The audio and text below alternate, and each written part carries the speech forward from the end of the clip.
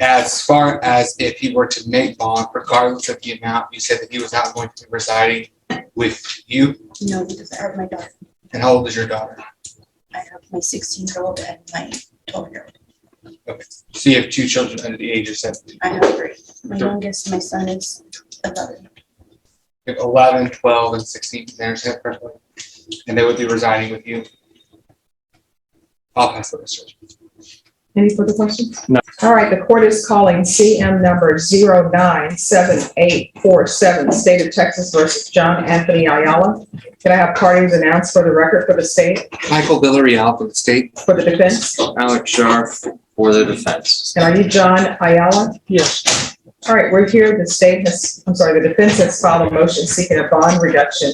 State, have you had a chance to review the state defense's motion, and are you ready? Yes, Your Honor, we are. All right, defense is your motion. Thank you, Judge. Call Yvette Ayala as a witness. All right, Ms. Ayala.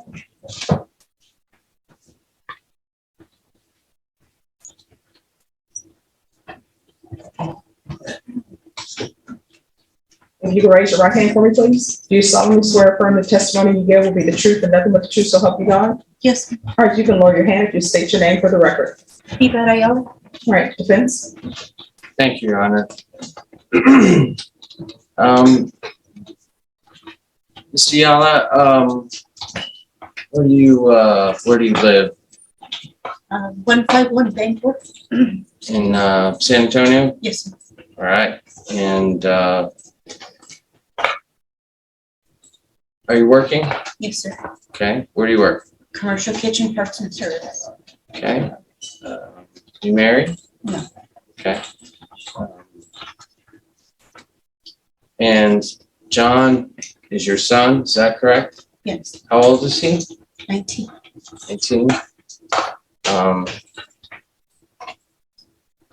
Has no criminal record, is that correct? No, sir. Now, you know that he's charged with a continuous sexual abuse for minors, is that correct? Yes. Right. And that the bond is currently set at $150,000. Is that correct? That's what I heard. Okay. Now, do you have $15,000 to pay to a bondsman or to someone to get him out on that high of a bond? No, sir. All right. Is there anything, property that you own or that you can, is there an amount that you can get together of money that you could put towards a bond to help to get John out of jail? I'm currently trying to sell my house. Okay. With the money that I get back, though, I'm trying to make sure I get my other kids set up. And I don't have any more vacation time to take, so when I have doctor's appointments and stuff for here, I have to take an unpaid day off. So, but crunching the numbers and everything, I mean, I can do like 5,000. All right. And in the event that the bond is reduced or you're ever able to make it, where will John be living? With my grandmother. Okay. Are there any minors under 17 that live there? No. Not that I'm aware of. Is that your mom? No, it's my grandma. My mom's another option as well. Okay. There are places where he can live Yes. that would not violate any conditions. Yes. Okay. Pass the witness. Just a few questions. Ms. Ayala, you said you owned your own home? Oh, I'm still paying for it, but yes. You have a mortgage on your home? Okay. And the $5,000 that you said that you could come up with, is that are you taking into consideration other things, or is that just based on the sale of your home? That's based on the sale of the home, and after I pay off what I need to make sure my other children are. labeled, I need a place for them to live. If you were going to sell your home, where are you gonna live? Our plan right now is to sell our home, get an apartment. I would like to pay it for a year, because like I said, with my hours not meeting, I don't want to stress over eviction. So the 5,000 you're considering is in part due to you want to prepay a year your rent. As far as if he were to make bond, regardless of the amount, you said that he was not going to be residing with you. No, because I have my daughter. And how old is your daughter? I have my 16-year-old and my 12-year-old. Okay. So you have two children under the age of 17. I have 3. My youngest, my son is 11. You have 11, 12, and 16. Did I understand that correctly? And they would be residing with you. I'll pass the rest. Any further questions? Nothing further, Judge. All right, Pass Party witness. next witness. We rest. All right, State. Yes, Your Honor. At this time, say we just offer state exhibit number 1, which has been previously tendered to defense. No objection. All right, then State's exhibit number 1 is admitted into evidence. Just give me a moment to read it.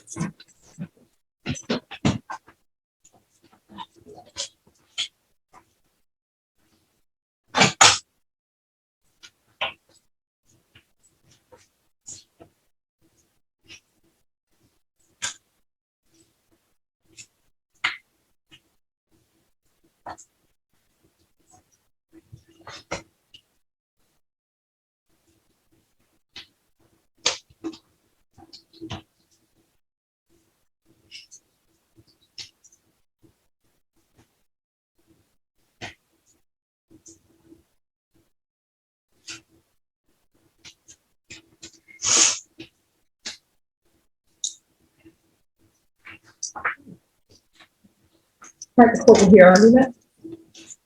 Defense, it's your motion. Thank you, Judge. After reading the exhibit that the state tendered to you, I believe that most of the allegations happened or are alleged to have happened when Mr. Ayala was a juvenile.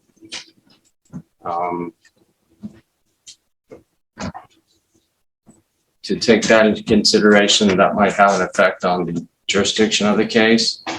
19 years old, no priors, has a safe place to stay. I understand the seriousness of the charge. But $150,000 bond, I mean, I've seen murder cases with less than that. Stabbing, shootings, all that kind of stuff. I would ask that you reduce the bond from $150,000 to $50,000. All right, State. Yes, Your Honor. I guess 2 things from the state's perspective. Number 1 is just the offense in and of itself, which the court is well aware of, and the seriousness of these allegations, and the defendant's own admission to committing these offenses. The court's well aware that juveniles go to prison as well for these types of offenses. So the fact that he was a juvenile doesn't negate the age difference in this case, which I believe is, if I'm calculating it correctly, would be at least a 9-year difference between the 2 individuals. Secondly, in determining what is the appropriate amount to set in this case, obviously the court's taking into consideration the ability for the defendant to make bond.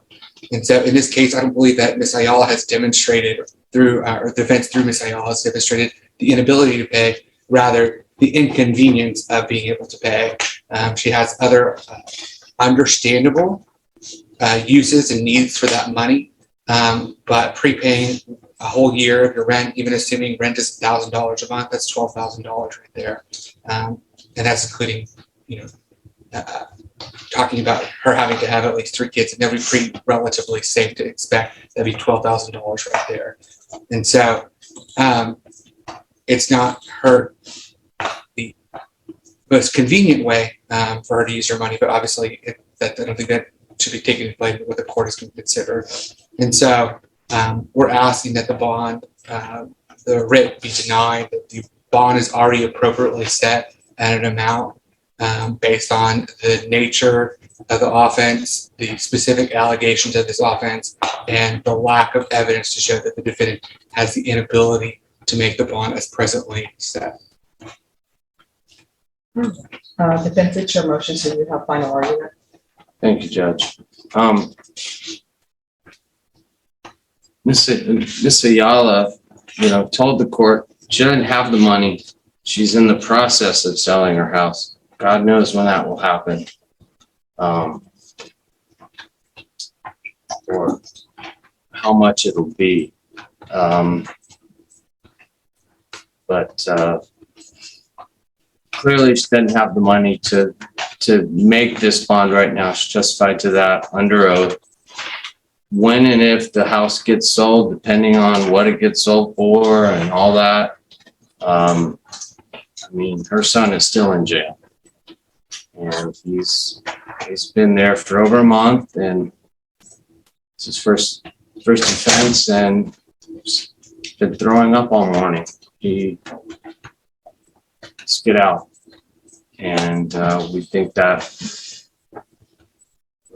realistic just bond can be formulated. I believe full house arrest has already been ordered as a condition of his bond,